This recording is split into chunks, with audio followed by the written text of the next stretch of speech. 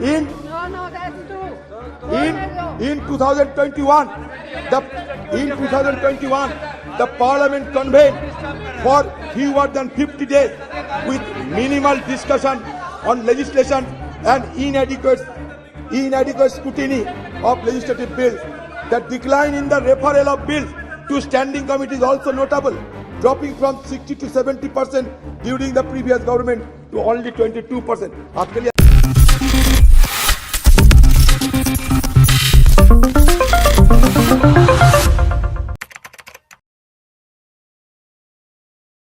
नमस्कार, मैं प्रांशी राठौर और आप देख रहे हैं नेक्स्ट 9 न्यूज। सदन में 5 दिवसीय विशेष सत्र की कार्यवाही शुरू हो चुकी है। आज लोकसभा में जहां एक तरफ देश के प्रधानमंत्री नरेंद्र मोदी जी ने अपना भाषण दिया, वहीं पीएम मोदी के बाद बात रखी गई विपक्ष की तरफ से। कांग्रेस खेमे की तरफ से दिग्गज नेता और कांग्रेस सांसद अधीर रंजन चौधरी ने भी अपना भाषण दिया। जहां एक तरफ वह अपनी बात रख ही रहे थे, लेकिन अचानक से देखने को मिला कि बीजेपी के नेताओं पर अपनी नाराजगी को जाहिर करती हुई नजर आई कांग्रेस से पूर्व अध्यक्ष सोनिया गांधी। आखिरकार क्यों, किस वजह से, ये आपको बताएंगे। दरअसल आपको बता दें कि आज का दिन काफी खास है।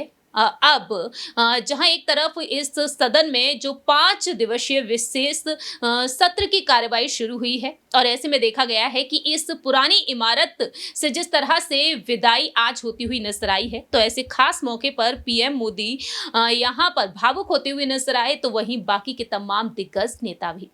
और इसी पल को देखते हुए अधीर रंजन चौधरी ने भी अपनी बात रखी कि आज इस पुरानी इमारत में हमारा यहाँ पर आखिरी दिन है, यहाँ पर हम आखिरी बार अपनी बात रख रहे हैं। और इसके बाद देखा जाए तो नई इमारत, जो नया सदन बना है, जो नया पार्लियामेंट बना है, वहां पर सभी अपनी बात रखते हुए देखे जाएंगे।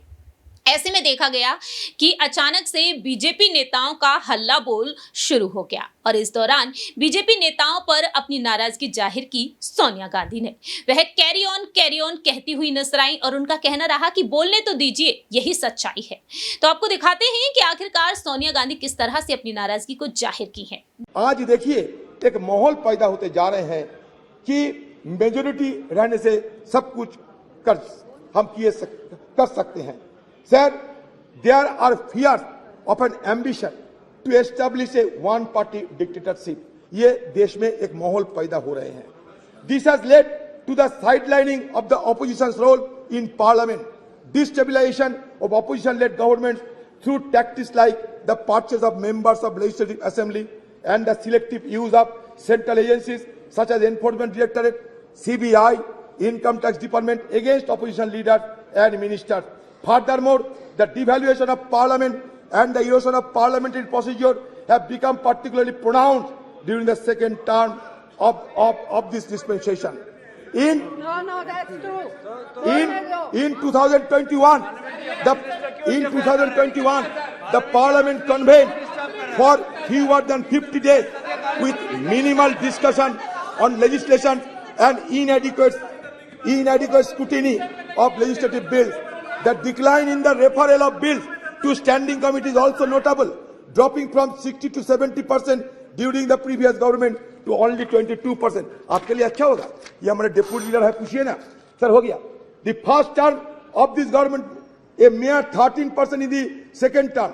Additionally, the opposition has been denied the right to raise issues and press for vote during the legislative process, further undermining parliamentary norms. Sir, same is the status of Rajya Sabha. I don't know whether it will be allowed or not. Sir, India's transition, sir, मान के चलिए, India's transition from one-party dominant system to multi-party system, and more recently to a nascent one-party system under this regime has fundamentally altered the dynamics of engagement with Parliament. One positive aspect of parliamentary story is its representativeness.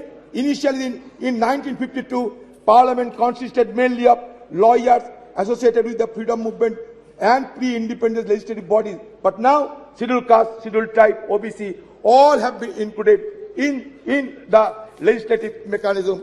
It's a very positive idea. आपने देखा कि किस तरह से यहाँ पर सोनिया गांधी ने अपनी नाराजगी को जाहिर किया। फिलहाल देखा जाए तो यहाँ पर सभी दिग्गज नेता अपनी बात खुलकर रखते हुए देखे जा रहे हैं। इस खास रिपोर्ट में इतना ही। बाकी की तमाम अपडेट्स के लिए देखते रहिए Next 9 न्यूज।